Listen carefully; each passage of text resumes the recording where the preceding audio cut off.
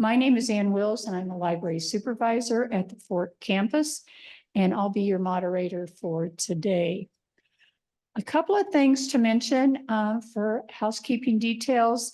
We'll do a question and answer at the end of Dr. Wirth's presentation. So if you'll just put questions that you're interested in having her answer in the chat, then we'll make sure all of those get entered. So just to give you a little bit of background about Dr. Wirth, Dr. Eileen Wirth is a professor emeritus of journalism at Creighton University and a senior writer for Legacy Preservation of Omaha. She's the author and co-author of several books about the Omaha area. She worked as a reporter at the Omaha World Herald, and I found out today that she was there for 11 years. And she was also a public relations writer for Union Pacific Railroad until she joined Creighton in 1991. Her book, The Woman Who Built Omaha, A Bold and Remarkable History, received the 2023 Best Biography Award from the Nebraska Center for the Book. Dr. Wirth is involved in a number of community activities, such as the Omaha Library Board, the Omaha Library Foundation, which she was instrumental in founding, Friends of the Library, the Omaha Press Club's Hall of Fame, and the Nebraska State Historical Society, just to name a few. Please join me in welcoming Dr. Wirth. Thanks, Ann. I feel kind of bad. I can't see you, but I'm so thankful that all of you agreed to come and be on with us on Zoom. I'll do the best I can to connect with you. I'll pretend I'm looking at you. Anyway, I am delighted to be down here with you. Today, my topic is going to be about a particular group of women, and it's specifically what happens when women learn their power. And I want to start my presentation by talking about a woman who is not in the book, but illustrates this theme. Her name was Doris Royal. She was a farm wife from Springfield, Nebraska, and she died just a couple of weeks ago. Just an absolutely remarkable woman. I got a call from her one Saturday. I was working at the World Herald, and I get this kind of gravelly voice saying, "You interested in stories about women?" And at that time, I had invented a beat, newspaperese for writing a lot of stories about the women's movement. The guys thought this was kind of a joke, but I basically persuaded, my boss one story at a time that there were problems of women that needed to be taken seriously. So Doris calls and she tells about a problem that needed to be taken very seriously. She'd spent her life working on the tractor and collecting eggs and doing all those farm wife chores that I was familiar with because I grew up on a farm. And essentially what she found out was, much to her shock, she was not listed as an owner of her family farm. Her name was on it, but in the eyes of the Internal Revenue Service, she had contributed nothing because farm income was owned by the husband. And if a wife was going to not pay inheritance tax on her family farm, or the family ran, let's say, a restaurant or a drugstore or some small business, women were being forced to pay inheritance taxes because the IRS considered their labor as being worth nothing. And as a result, a lot of farm families and small business families were losing their business to taxes. So she started a petition drive for women on farms and small businesses and anybody else who thought this was unfair, which it was massively unfair. And so I checked out what she said and wrote a story. And then she took that to the Farm Journal, the nation's largest farm magazine, and they ran a national petition drive that collected like close to 1 million signatures nationally. And darned if this farm wife from Springfield, Nebraska, who rode a tractor. Basically, she got the law changed. Now, I don't know where you are, but I want you to say to yourself, amazing things happen when women know their power. And since we're in the middle of March Madness, before I really get started on the rest of my presentation, tell you a little how I came to write the book, I want to give a shout out to the 2 women of Omaha who started athletics for women, Connie Clausen of UNO and my dear friend Mary Higgins of Creighton. Now, for those of you who are younger, it may seem hard to believe that there was a time when we did not have women's sports of practically any kind. I'm old enough that I remember I grew up, like I said, in a farm in Nebraska City, and I remember tiny little gyms where today's incredible volleyball program got started.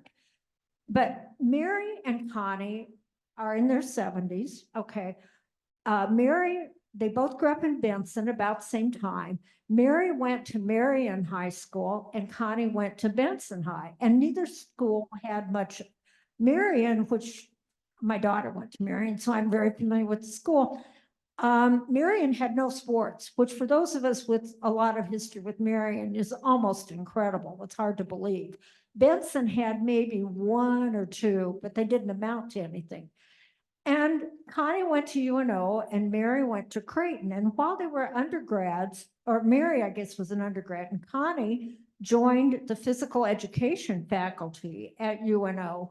And by then, this is before Title IX said you had to have sports for women. Connie was teaching her full physical education class load and coaching 2 or 3 sports for free.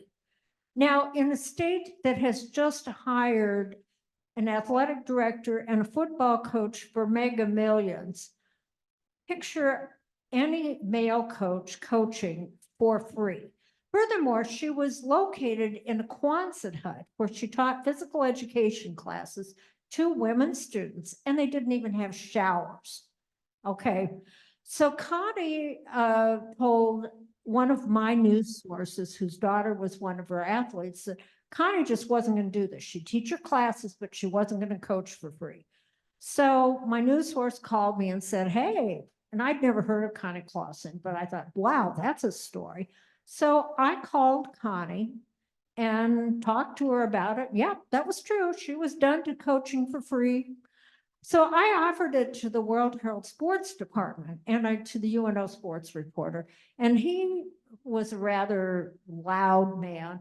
And he yelled at me, nobody cares about women's sports. Nobody cares. UNO women's sports don't amount to anything. It's not a story. And I thought, okay, by now the women's movement had started. So I went to the city desk where I worked and I told my boss, and my boss said, yeah, do the story. They played it page 1 on the Sunday paper. The next day, 2 or 3 regents and the chancellor were suddenly very interested in women's sports. And Connie got out of the Quonset hut. They built the Hyper building. And all of a sudden, it was possible for the university to buy uniforms rather than Connie and her student athletes. All kinds of things happened. Connie built an amazing program, won some national championships, hired a staff, and today they have named the softball field at UNO in her honor. And she's just a remarkable woman. Now, Mary Higgins, sort of the same kind of a thing. Creighton, of course, had no women's sports. Nobody did. And she was always very athletic. I once made the mistake of taking a yoga class from her, and it was killer. I gotta tell you, it was killer. Mary weighs about 100 pounds. Anyway, she was playing intramural softball, and her now husband was her coach, fellow student, etc. And so she decided Creighton needed to have an intercollegiate sport for women, softball. So she went to the assistant athletic director and he said, well, I guess it's okay if you will organize the team, get the uniforms, set up a schedule, and arrange all the transportation. And, that would drive most people away. Not Mary. She managed to get a Creighton softball team going. And as she said, our shirts may not have been as fancy as those of the varsity basketball team. Go Jays, by the way. But they both said Creighton. And Mary went on, like Connie, to a distinguished career. She eventually became the athletic director for women, that's essentially, she was in charge of women's sports. She had a very successful softball program, spent her honeymoon recruiting softball players. I'm sure her husband loved that. He was there with her, I think. But anyway, and eventually she went on to academic administration and ended her career as president of Marion. But she and Connie both did all of this wonderful stuff. They laid all the groundwork before the feds said, you have to, or you lose federal funding. So wherever you are, join me in saying, amazing things happen when women know their power. Okay, that's a theme I found when I stumbled into writing this book. Okay, I'm a fanatical reader and library user, and I had written some stuff about local history, including a book on the history of Nebraska women in journalism. And I had written a book on the history of the Henry Dorley Zoo and was thinking, well, I need a book project. I'm retired. I don't handle boredom well.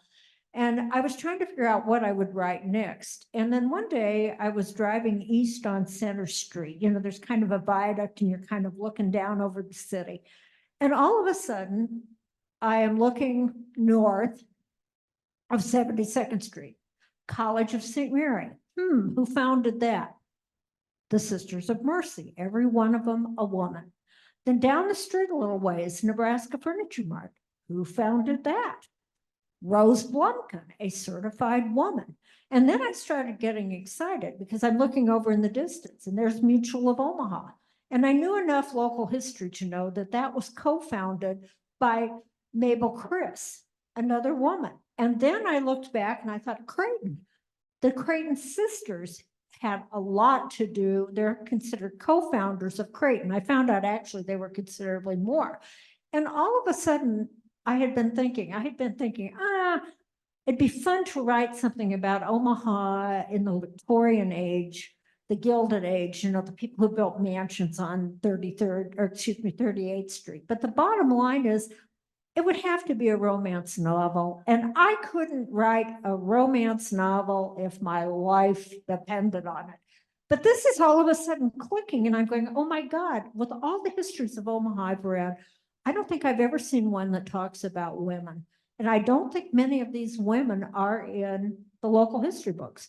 So I didn't quite do a U-Ball on Center, but close to it, and went back to Swanson Branch Public Library, checked out 2 books on Omaha, 100 years apart, counted women's names in the index, and found out that less than 10% of the names in these books were of women. And last time I checked, we are half the population. So I got very excited. I made another list with names of women who by any logical standards should be in a local history book. Found out that hardly any of them were. So I got the University of Nebraska Press behind the project and spent 4 years researching and have discovered the women I'm going to tell you about, who discovered they could do amazing things. Once they discovered amazing things happen when women know their power. Now, the first 2 women I want to talk about are Sarah Emily and Mary Lucretia Creighton. Mary Lucretia Creighton was the first philanthropist in Omaha. Their husbands, Ed and John, built the transcontinental telegraph before Union Pacific Railroad was built. And they became fabulously wealthy through banking and cattle ranching. And John Creighton, the younger of the 2, was also into silver mining. as one of his descendants told me, everything he touched turned to gold. So, but Mary, so there was a lot of money there. And unfortunately, the Creightons had very few, they didn't have children, survived young children. But Mary Lucretia and Sarah Emily were sisters who married brothers. They were blood sisters who married the Creighton brothers. Now, some people go, how could that be? Well, that happened in my family, and it wasn't unusual for sisters to meet their husbands in a family type setting. So Mary Lucretia, neither of the families that had money had any surviving children. So Mary Lucretia would get $25 a day from Ed, Omaha's wealthiest man, and she would take her little horse and buggy out to what was called the Bottoms. That's East Omaha, out there where we have the prison, you know, Open Door Mission, that area. And she would sit there with her little horse and buggy, and $25 in the 1850s was about like $500 a day. And she would hand it out. Mostly it was poor women and their children who lived there. And whoever got to her first got the money, and she would be there until the money was gone. So she was a remarkable woman. And when Ed Creighton was like 54 years old, he was sitting at his desk and he collapsed of a stroke, never spoke another word. And he didn't have a will. Now, it's hard to believe that the richest person in Omaha did not have a will, but that was the 1850s, 1860s. So Mary Lucretia, being the surviving spouse with no children, inherited the full fortune. And so what was she going to do with it? She was in fragile health herself, so she got smart. She made a will. And the legend that we were always told on the faculty at Creighton was that Ed Creighton had told her she was supposed to use his money to found a university. I talked to one of their descendants, Mary Maxwell, who was known as Omaha's funniest woman, and she said, Creighton didn't tell Mary Lucretia to start a university. He wasn't planning on dying. It was her idea. So Mary Lucretia, in her will, set aside $100,000 to start a Catholic university, and it was for men at the time. Anyway, and then a year later, she died. This is about 1876. She dies in 1876, and that leaves this $100,000 to start a university. And John Creighton and her blood sister, married to her blood sister, Sarah Emily, and the Bishop of Omaha said, okay, we've got $100,000. Now, Omaha was a pretty cruddy river town then. And now we have to start a university. And so they went around all the country and they were looking for a Catholic religious order to start it. The Dominicans turned them down. So they appealed all the way to Rome to get the Jesuits. And for those who know anything about Creighton, realize, thank you, dear Lord, the Dominicans turned them down because we got the Jesuits, and they're the premier Catholic education order. And so the Jesuits came, they started Creighton. Creighton, having a university, really made a difference as far as the prestige and so forth of a river town. And Sarah Emily had a lot to do. She and John, they funded a chemistry building and they turned Creighton into a science university. Now, if you look at the early pictures of the Creighton campus, you see one building on a hill, and there's this massive church sitting right by it, which happens to be the church I belong to, St. John's. Sarah Emily told the Jesuits they were going to build a 500-seat church on a campus that didn't have 500 students. And so every time, but it was like Sarah Emily was a very, as Mary Lucretia, Mary Maxwell told me, she said, Mary Lucretia was the pretty one. Sarah Emily was the one who got things done. So I became an immediate Sarah Emily fan. And I am absolutely delighted that Creighton for years has given its top award to women. They named it the Mary Lucretia Creighton Award. Fine, but now my gal is on there. It's now the Mary Lucretia and Sarah Emily Creighton Award. Again, remarkable things happen when women know their power. Now, a lot of the women I wrote about in my book, and I guess I should hold it up for you, excuse me. A lot of the women who were able to get things done, like the Creighton women, were rich because women had almost no rights. Here's what the book looks like if any of you want to buy it. But even women who were not rich managed to get amazing things done. And the next woman I want to tell you about is one of my favorites in the book. Her name is Bright Eyes LaFleche. She was an Omaha Indian. Her father was a chief of the Omahas who realized that if the Indians were going to survive, they were going to have to adapt. The whites were just too many, too powerful. As he told the tribe, they have guns.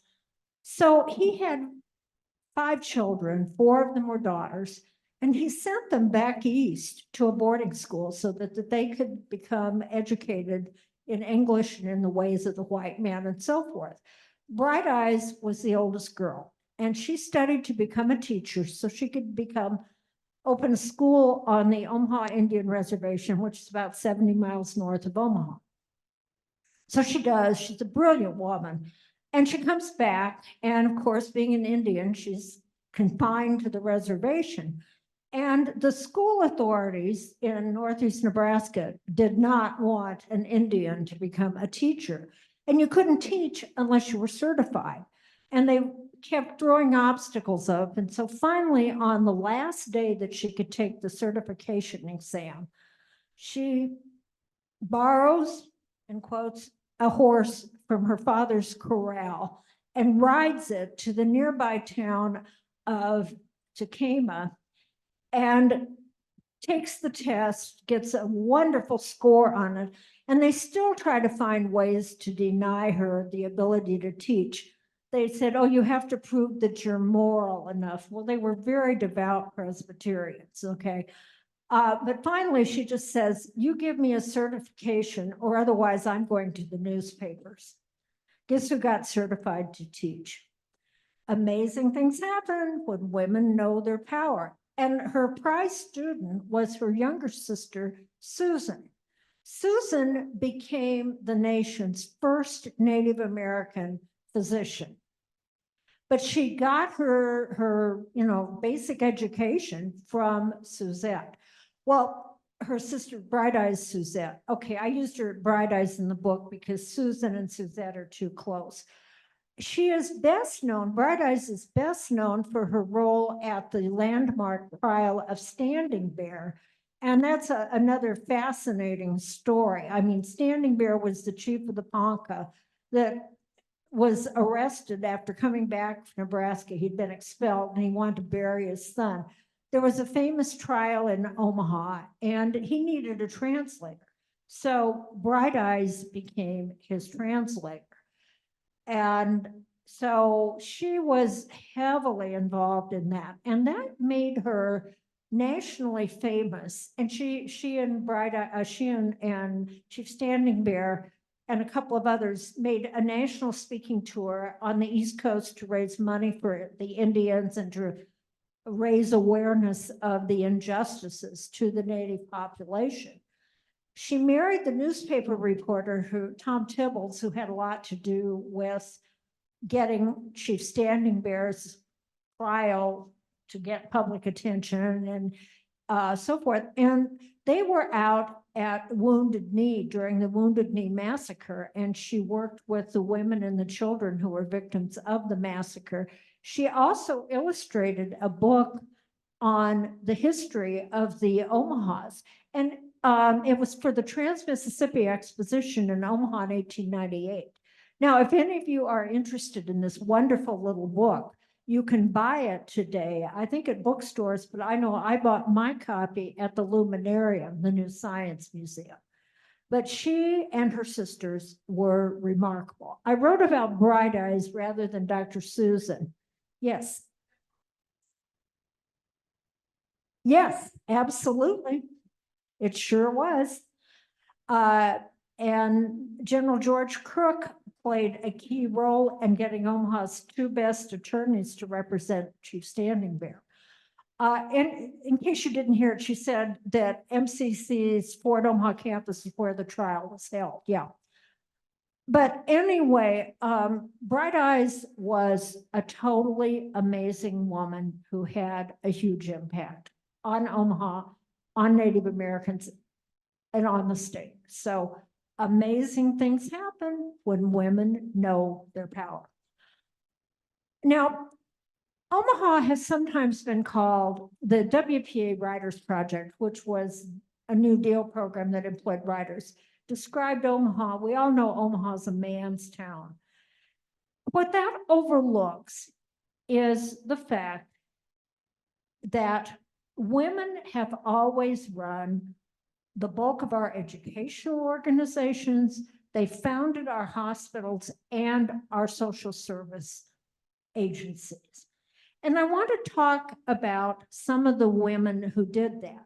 Incidentally, one of the reasons I figured out why women have been left out of local history is the fact that the definition of history has sort of been commerce, big business, and anything having to do with war or violence or politics, things like that. Men's spheres. Whereas the spheres of women have always had to do with when I say social, I do not mean people going to tea. I mean, anything having to do that makes human life worth living.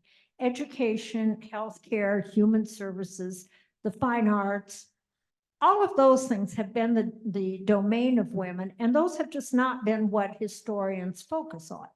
So I want to talk about a group that have been totally left out of history. One of my greatest pleasures in writing this was writing about Catholic nuns, specifically the Sisters of Mercy. The Sisters of Mercy are a large religious order. Their headquarters for the Western United States is still in Omaha. And they came to Omaha during the Civil War. They rode the train during areas where there was guerrilla fighting going on. And they came to start schools. Over the course of many years, they started 40 schools, 2 hospitals, and an orphanage. And they've been heavily involved in social service work. Other than that, they have accomplished absolutely nothing. And I cannot see a single reason why you would include a group like this in Omaha history. And if there were one group of nuns you were going to write about in Omaha, it would be the Sisters of Mercy. But then there have been a lot of other orders as well. Among other things, these orders staffed Boys Town. Okay. Let me give you, I watched one of the things I did. Anne was telling me this is one of her favorite parts when she read the book. One of my favorite things in researching the women of Boys Town was watching the movie about Boys Town. And I counted names of women in the cast. And there were something like 5. And then I counted lines of dialogue by women in this cast. And I could, I could have had them on, I think on 2 months. Hello? Okay. All right. I thought something got screwed up. Sorry about that. But anyway, okay. The movie shows Father Flanagan getting his first 5 boys and ready to take them to their new home. This is set during the Depression when there were a lot of homeless people and people were very concerned, especially about the boys. Nobody apparently, if there were homeless girls, we don't hear about them. But anyway, he had gone to the Bishop of Omaha and the bishop says, well, I don't have any money, but I'll give you 3 Notre Dame nuns. And of course, this movie does not show you the 3 Notre Dame nuns, but we all know that when he led them off to their new home, that it was the Notre Dame nuns who had set up the house, undoubtedly put sheets on the beds and cooked the food that they ate for dinner that night.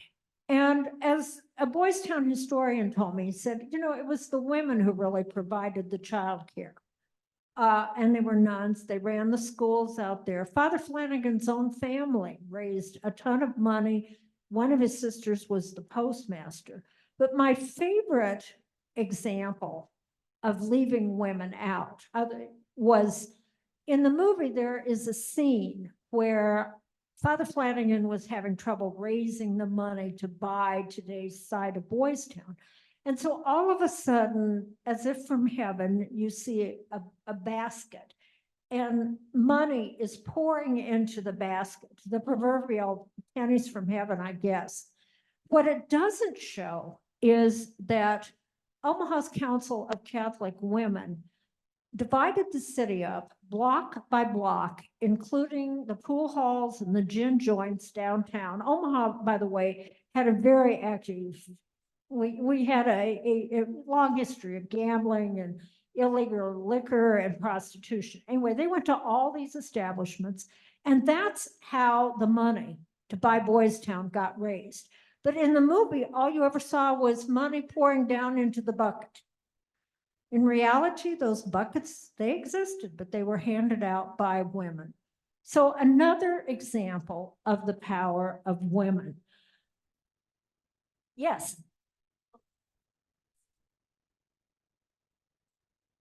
Yeah. No, they're two different religious orders. There have been, over the many years, probably 8 or 10 religious orders who've served Omaha. You have the Religious of the Sacred Heart who founded Duchenne. The Servants of Mary founded Marian. You've had others who've served in various places. No, they're kind of like different groups under the same umbrella. Okay, thank you. Anyway, okay, so we have the Sisters of Mercy and other nuns. Then we have the Protestant women who founded hospitals. Clarkson Hospital, which is now part of the University of Nebraska Med School or Center, that was founded by Protestant church women. Emmanuel Hospital, which is Lutheran, was founded by a Lutheran minister, but it was staffed by Lutheran deaconesses. Women have always dominated the teaching in the Omaha public schools, but until recently, we'd only had one woman be principal of Omaha's premier, excuse me, if you went to another school, don't throw things at me, but at Central High. It had one woman principal until now, the remarkable Miss Kate McHugh. And she got fired more or less because she was principal during the period when they were building the new Central High around the old Central High. And there was this big controversy over a clock tower. And she wanted the courtyard, which any Central alums watching will know exists. Well, that's Miss Kate McHugh. But to show you how women, including this very powerful woman who started all kinds of stuff and was a huge advocate for students. Anyway, one of my dearest friends started the Central High Alumni Association and the Central High Hall of Fame. And so it's taking me 4 years to research this book. And when I hit Miss Kate McHugh, I thought, oh, my friend Marilee, she'll know all of this. This will be easy. I'll have Marilee over and we'll just have a great time and I'll get everything I need. I called her and she said, you know, we don't really know much about her.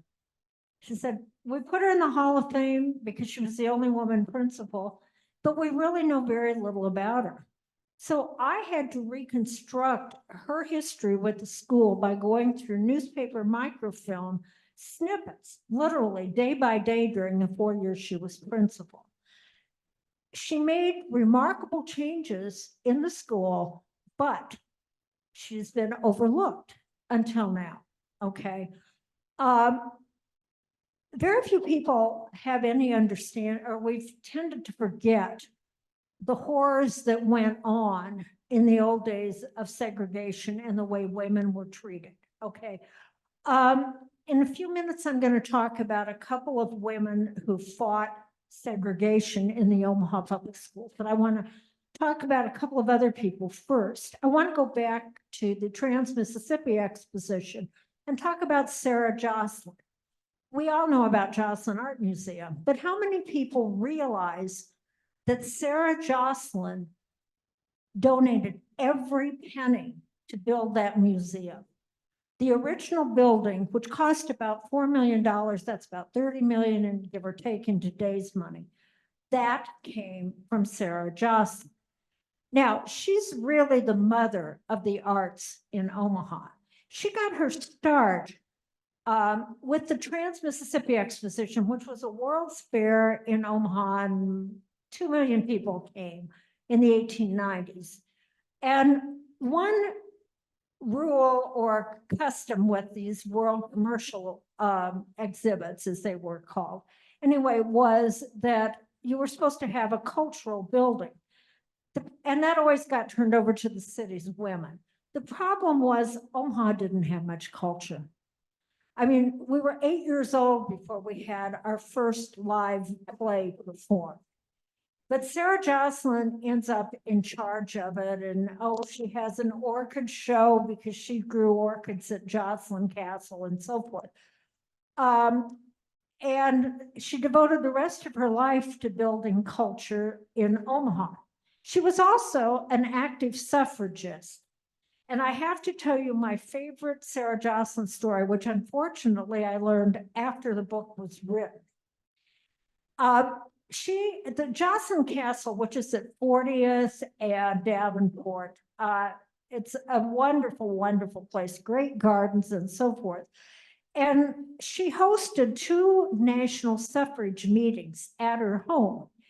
And they also had a very large vegetable garden. And when I gave a speech at Joslyn Castle, and they told me that in the vegetable garden they grew enough stuff to feed not only the family and the staff of Joslyn Castle, but they grew extra potatoes. And the reason they grew extra potatoes was this way they could hurl them at people who protested suffrage demonstrations. And so she started the Humane Society. The Omaha Community Playhouse started on her property, and she was one of the founders of it. She really gave Omaha arts and a lot of other things. Okay, say your tagline: amazing things happen when women know their power. Okay, her husband, by the way, she was a partner with her husband, although a quieter one, she didn't get credit for it. But she had a lot to do with making the money in what was called newspaper preprints. Let's see. I want to talk about a couple of women, since we're in the South Omaha campus of Metro. I want to talk about 2 South Omaha women, or women connected with South Omaha, where the Metro South campus was what used to be the stockyards. And one of the women, this is going up more towards modern times, who worked in the stockyards as a union organizer, was a remarkable woman whom I actually knew as a reporter. Her name was Rowena Moore. She was a very active Democrat and a big factor in the local civil rights movement. Well, she just heard Malcolm X. You know who Malcolm X is, I'm sure. Anyway, he was born in Omaha, and his family was essentially ridden out of town when he was a toddler because the Ku Klux Klan objected to his father. His father was a minister and outspoken. Anyway, so he came back and gave a speech. He was not fond of Omaha, and I can understand why. Rowena Moore went to the presentation and said, we need to do something to honor our native son, whether he likes us or not. So anyway, she looked at his birth site and made a surprising discovery. Guess who owned the land? Her family. She discovered that her father was born in the same house as Malcolm X. Now, that made establishing or finding a site for the Malcolm X place to honor, that made it a lot easier to acquire the property. And she spent 7 years trying to create get National Historic status for the Malcolm X birth site. It happened, but after she unfortunately was gone. But she is the founder of this very important historical landmark in Omaha and for honoring Malcolm X. Now, another woman that I want to talk about is LaFern Williams. Okay, down in South Omaha, along Q Street, I think it's Q Street. Okay, you have the LaFern Williams Center. LaFern Williams was a resident of public housing, Southside Terrace Homes. And she was, again, I knew LaFern. She was a remarkable, forceful woman. And she was very, very dedicated to her fellow residents of public housing and to their economic empowerment. And she realized rather early that one of the problems was childcare. They could not afford childcare, and South Omaha did not have childcare facilities that amounted to anything. So she set out to create it. She formed an organization called, I think, was it Residents Doing Our Thing? I believe it was. Anyway, she formed this, and she got a childcare center started, several childcare centers. And then finally, they built this really large, lovely community center, and it was named in her honor, the LaFern Williams Center. But she showed what a grassroots woman could do. So in honor of both LaFern and Rowena, let's say it again, amazing things happen when women know their power. I want to leave time for questions and answers, so I'm just going to talk about a couple of more women. I would be remiss not to talk about a couple of the mothers who waged the anti-segregation suit against the Omaha Public Schools. People don't realize, or if you've ever, Burke High is named after a dreadful man, Superintendent Harry Burke. He was a notorious racist. He kept African Americans from teaching high school. Believe it or not, if you were African American, you could not teach high school in Omaha. And some of the students, going back to World War II, were arguing they wanted African American high school teachers. But anyway, and the Omaha Public Schools were very strictly segregated. And so a group of parents in the 1960s decided to battle it. And so some of the plaintiffs in the lawsuit were mothers. And one of them whom I knew, and again, she was just wonderful. Her name was Dorothy Urey. Her son is Reverend Darrell Urey, who is an Omaha minister. And he talked to me about his childhood growing up, and he spent his childhood accompanying his mother's to school board meetings where she protested. And at the time, African-American students, unless they were from the relatively rich people who owned businesses, and there weren't very many of them, were assigned automatically to Tech High rather than Central. Tech is where the Teacher Academic Center, TAC, is located now. But at the time, it was the place where they sent African-American students. I'm sure there were some at North High, but Central had just a tiny handful. Well, the Urey boys, Mama was not going to have them going any place but Central, and she raised enough stink to get it done. She became a plaintiff in the lawsuit. And I mean, these were not rich people. Her husband was a packing house worker. They won the lawsuit, and Dorothy had been a janitorial type worker. She went on and she did some work in med tech type stuff, but she ended up her career working for legal aid, helping people with their Social Security and other problems. She wasn't a lawyer. And then she became just a neighborhood activist. And she was just an amazing, remarkable woman.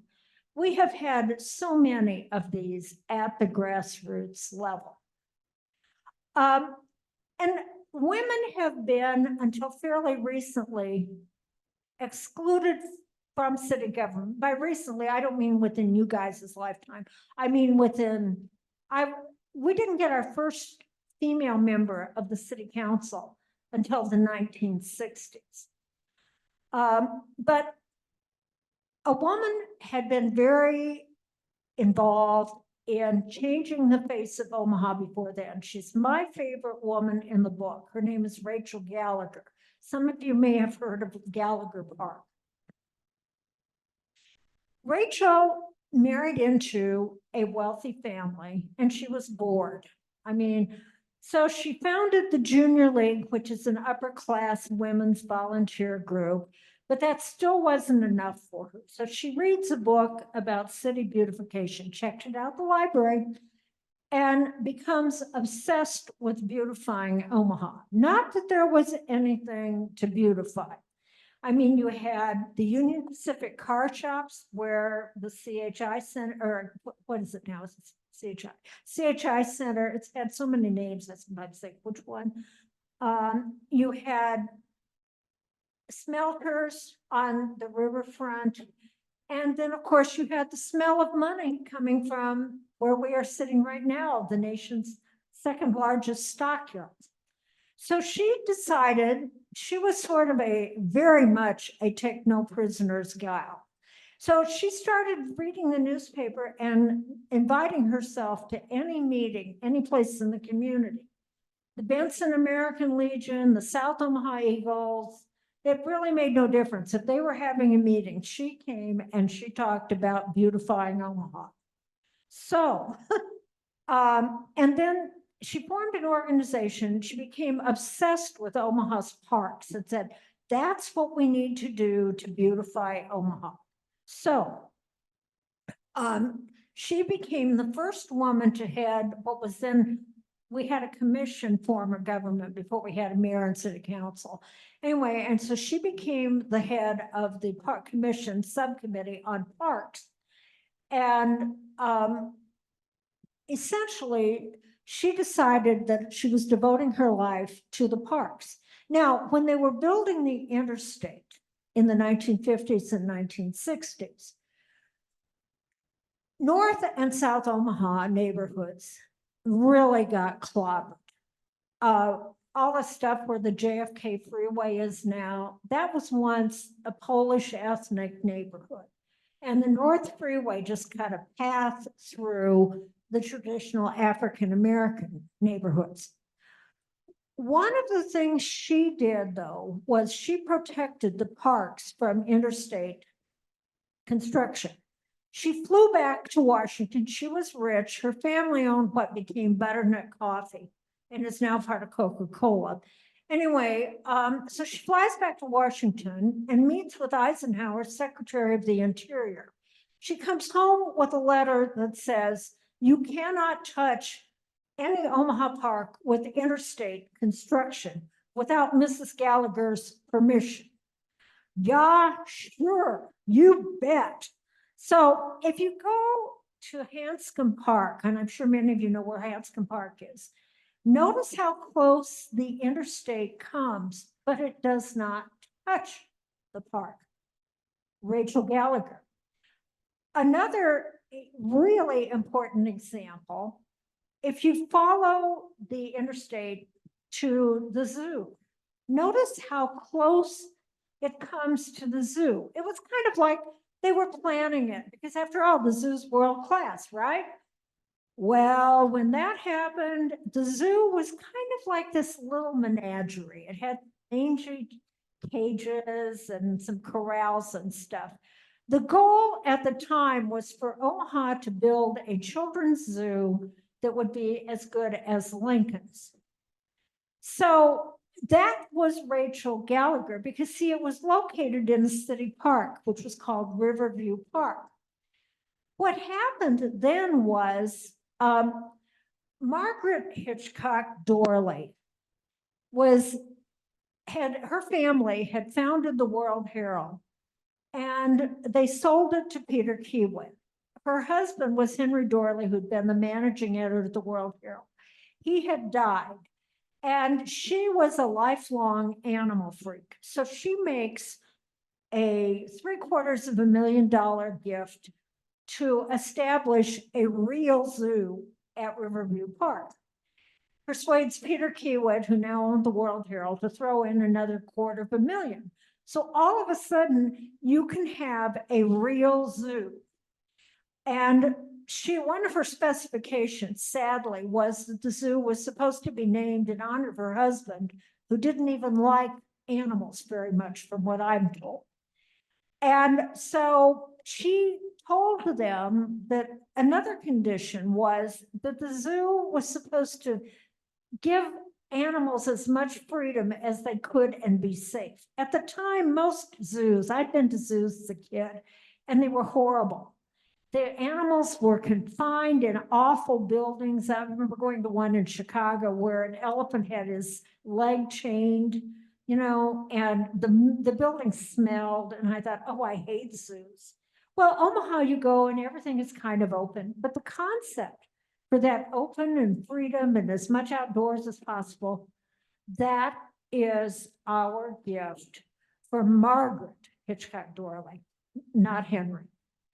And the site for the zoo was preserved by Rachel Gallagher. So if you look at why do we have one of the nation's best zoos, 2 women, Rachel Gallagher and Margaret Hitchcock Dorley. I'm telling groups that we ought to start an effort to get the zoo renamed the Margaret and Henry Dorley Zoo. Yes. Yes. Yeah. See, that's named after her father. He founded the World Herald. And by the way, a little funny thing about him, Gilbert Hitchcock, he was an anti-suffragist. He debated against suffrage with Susan B. Anthony during one of our many suffrage battles. And I remember growing up in Nebraska City, my grandmother was this tiny, feisty little Irish woman. And one day I came back to visit her after going to school out, and I went down to visit her. And Grandma was on one of her rants. And she was going on about how the founder of the World Herald didn't want women to vote. And the only people who couldn't vote were women, children, and idiots. And she was neither a child nor an idiot. And then she went on about how the founder of the World Herald had become a senator. And after women's suffrage was passed in 1919 or 1920, he was up for election, and we voted him out. And I remembered, I remember that day. And so when I was reading the book, I was able to confirm that, yes, indeed, he had opposed women's suffrage and even debated against it with Susan B. Anthony and another suffragist. The bottom line, and it's about time to take your question, Omaha has produced absolutely remarkable women. I have touched on some of the highlights, but certainly not on all the women in the book.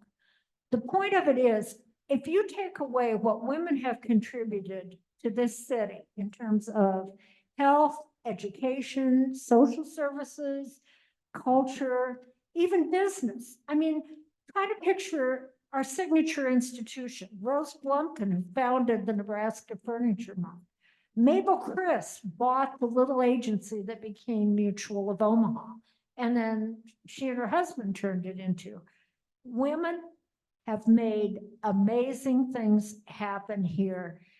And I'm going to close with just one final story that shows what happens when women know their power. When I started my career, people made fun of the idea of the women's movement, and domestic violence was hidden completely. So a group of very wealthy Omaha women had gotten concerned about domestic violence, but even though their money gave them power, they didn't realize they had so much. And a woman, another wealthy woman, not as rich as the women I'm talking about, persuaded them that if they wanted to get something done about domestic violence, that they could use their money and the threat of withholding it from United Way, which funded social agencies, unless they got a shelter for domestic violence victims. And she persuaded them, and they got together. I used to, in my own mind, I was covering social agencies. I referred to them as Rich Ladies Incorporated. Well, Rich Ladies Incorporated, I don't know whether they got together and had lunch or whatever, but they decided that they were not going to give their money unless Omaha did something to address domestic violence. And so United Way did. And I remember talking to Father Bill Kelliger, who was head of Catholic Social Services, which was going to be responsible for creating this. And he said, oh, United Way told us to do it. We'll do it. I don't know how big the need is. So the day that the shelter opened, I called him and he was almost in tears because he said, we were full before we opened and we've got a waiting list and we're now planning our second shelter. Bottom line, I think it proves the point. Amazing things can happen when women know their power. Now, with that, if you have any questions or are there any things in the chat, I wish I could have seen your faces, but I'm delighted to have talked to you. You know, it wasn't so much that I was growing up on a farm. It was that I was growing up the daughter of the mother. My mom is still my hero. My mom was one of the brightest. Nobody ever told mother what she was going to do. She was very, very, very smart herself. And when mother decided she was going to get something done, it happened. I was raised by a brilliant woman who had no fear of tackling anything that it needed to be done. We were on the farm, but not of the farm. So it's mostly, whatever I've accomplished, it was because I was fortunate enough to have my mom for a mother. When the women's movement came, a lot of my friends were saying they wanted to be anything but their mother. And they would look at me oddly because I would say, I just want to be as much like my mom as I can be. Connie's dedication, Connie Clausen. Oh, well, I just know they named the softball field after her. One thing about all these women have in common, they would get an idea and they would just simply not give it up. You know, when Connie, and I can't speak for Connie, but this is my assumption. When she said she was no longer going to coach sports, I think that was done strategically. She knew that as long as she kept making it easy for them not to spend any money on women's athletics, that nothing was going to change. And so when she called Mary Ellen Drickey, who was head of what was then the Mayor's Commission on the Status of Women, and that was not an accident. Mary Ellen had a daughter who was an athlete, and Mary Ellen was connected and in a way that Connie was not. But I think it was a strategic move. All of these women had a goal, and they absolutely were not giving it up. And I think that's what women today need to do. There's a good reason for that. And that is in most family businesses, and I think this is custom and maybe it's changing. Typically, if you had a mom and pop shop, it would be named after the family last name, Smith's grocery store or, so-and-so's hardware store. And if there were a first name used, it was usually the husband's. The husband typically was the marketer, the salesman, the face, the public face of the business. Women more typically, restaurants would be a good example. A lot of small restaurants were founded by immigrant families, the Caniglias, for example, who gave us pizza in Omaha. It was Mama Caniglia's recipe. But the residents, the restaurants were all named Caniglia. Or you would have Joe's Diner, and it might be Mary back in the kitchen doing all the cooking, but the husband's name was on the place.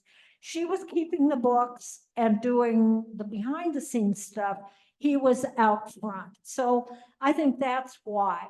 I also think that we pay an inordinate amount of attention to very large business. Certainly the history books do. Whereas most of the women who were involved in family businesses, these were small operations. And the husband's name was usually on it.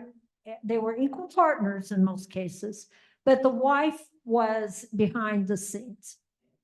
Absolutely not. I mean, Omaha at the time had about 20,000 people. When Union Pacific was named headquarters for the railroad, the Pacific, Railroad, that meant that Omaha was going to become a city, but there's no way on earth that she could have anticipated what Creighton has become. But she sure did her part to lay the foundation. Yeah. Yeah. And I think in many ways, the most important thing, her most significant contribution, along with her husband, was the early emphasis on science. Because I taught at Creighton for 25 years, and at least 60% of our majors had some kind of a science major, which is a very, very high percentage. But when you look at the fact that we had pre-medicine, medicine, pharmacy, physical therapy, occupational therapy, and nursing, that's very realistic. We became a science university because of that foundation.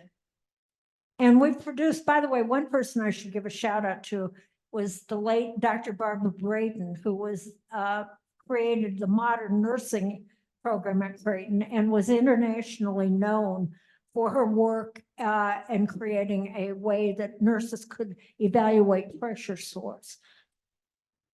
Amazing people on the faculty.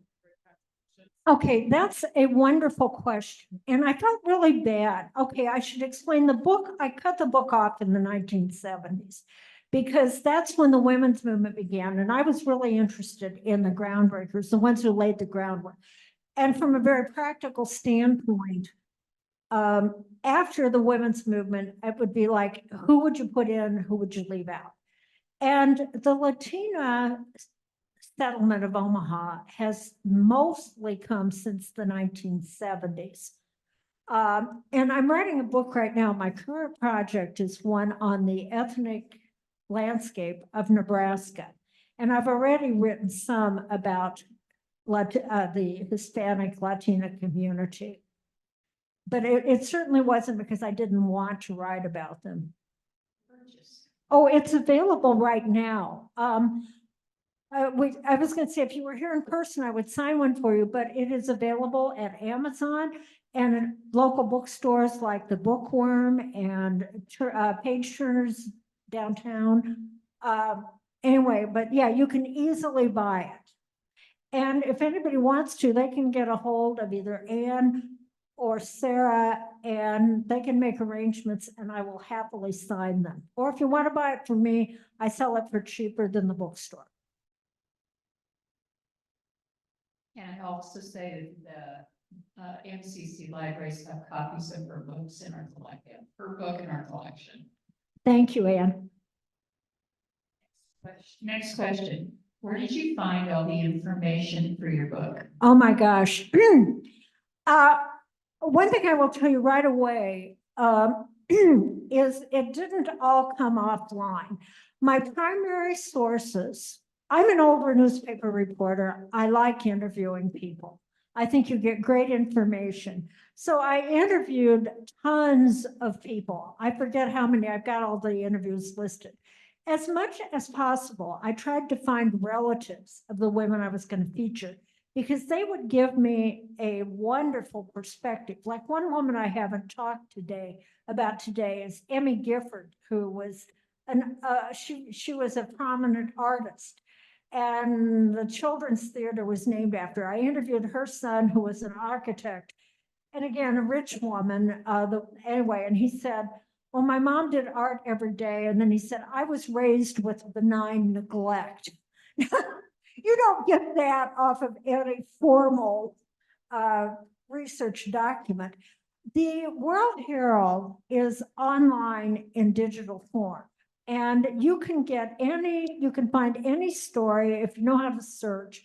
You can find any story from the digital World Herald. So I used a lot of obits for quite a few of the women. For example, the women lawyers, many of that. I interviewed people when I was trying to figure out who I should feature. I did this like it was a giant reporting project. You find somebody like the law chapter, for example. I interviewed a retired Creighton law professor who had taught everybody over a 50-year period and who had been a lawyer in Lincoln before he became a law professor and poli-sci professor. And so Dick rattled off 6 or 8 names and told me why. And I'm going, okay. People would say, oh, you've got to include so-and-so. A doctor at the med center gave me the names of many of the women in medicine. Some of them I just knew from having covered stuff.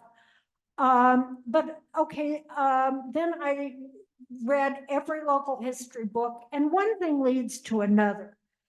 So it was a combination of personal interviews, online research, mostly out of the World Herald or other magazines and so forth. And, interviews with people and saying, hey, who do I need to talk about with so-and-so? It wasn't really very scientific. Thank you. Why did the movie for Boys Town not include the nuns? I've often wondered that. I think it had something to do with the fact it was that time. And probably that was the story Boys Town told them at that time. This was the 1930s. And that's when the WPA was saying, it's a man's town. I really wonder that myself now. I do. Because the histories that Boys Town has been involved with, particularly they talk about the role of nuns, the role of the Flanagan family, and women donors. Boys Town is really good about including women in their history. Maybe it was just the decision of whoever produced that film. Yeah, and it probably got too complicated if you include all those women. It was much better dramatic shot to have money pouring down from the sky than to show a bunch of women knocking on doors at gin joints and people's homes. Okay, the last question, I think you've kind of gone into this, but can you describe how it felt to dig through the records? Say that again. Can you describe how it felt to dig through the records that you were looking at? I got very excited. It was so much fun.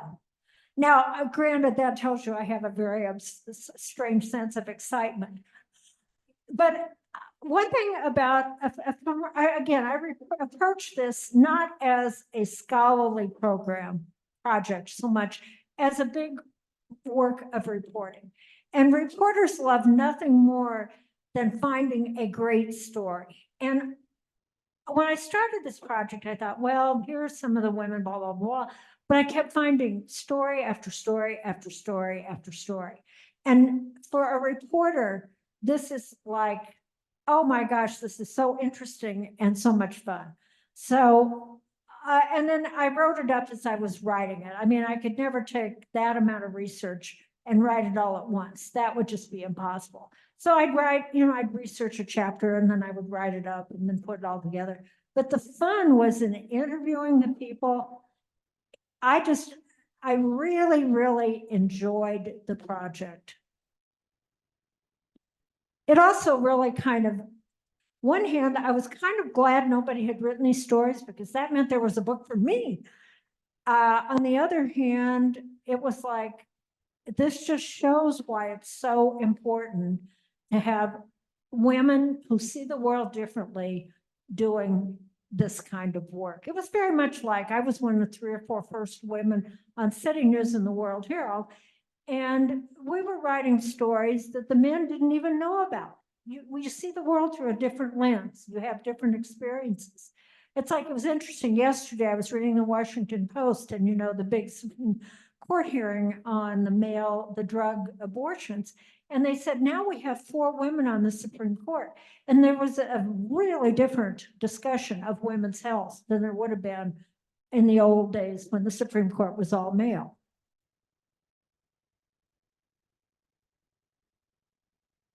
Okay, we've got a few more questions. All right, we'll take them and then we need to get off of the Zoom because they're going to cut us off. Sure. Okay, you mentioned many remarkable women. Was there one or a few that left a significant, long-lasting impression on you? And if so, who? Well, my 2 favorite women in the book were Sarah Emily Creighton and Rachel Gallagher.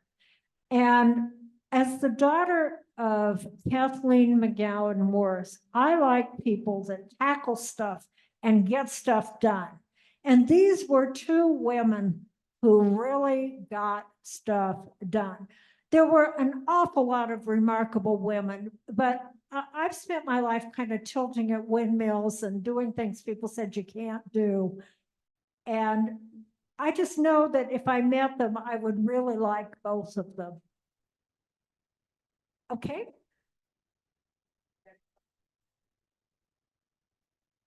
How long did your research take, and around what point in your research did you coin your phrase and realize the impact of your phrase?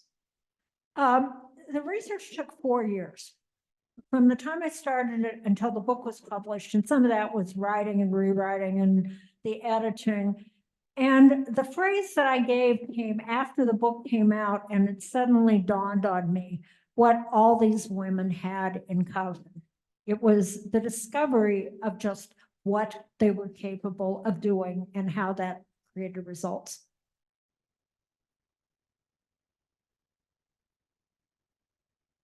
The next one's not a question, it's just a response. Thank you, Eileen. You have accomplished excellence. We really need this right now. Women are still not valued or respected in our society. What chance of a follow-up with women who did not have money, who have accomplished amazing things too? Yeah, I felt really bad about the fact that the book had a disproportionate share of rich women, simply because at the time, women had no agency and money gave you agency. And so in the introduction to the book, I apologize for the fact that it disproportionately represents rich women, because I wanted to show women who had built the city. And any history is going to do that. But I guess the point I want to make in leaving this wonderful discussion and the great questions for which I thank you is women can do remarkable things, whether they leave behind an art museum or a zoo, or just make an impact on their neighborhood, on their family, on their church, and especially on their children. And I want all of you to record the amazing things you have done, because it's an important part of history. I'd like to thank Sarah and Anne for putting this together, and I have enjoyed doing it. I wish I could have seen you. Thank you. We want to thank you, Eileen, because this has been your knowledge and what you've done in your life, and you share that with all of us.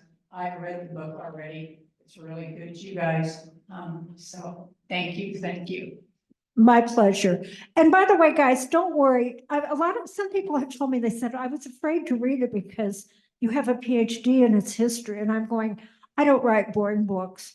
I used to tell my students, I'd ask them, I taught a history class in media, and I'd say, how many of you hate history? And half the hands went up, and I said, you're going to have fun in this class.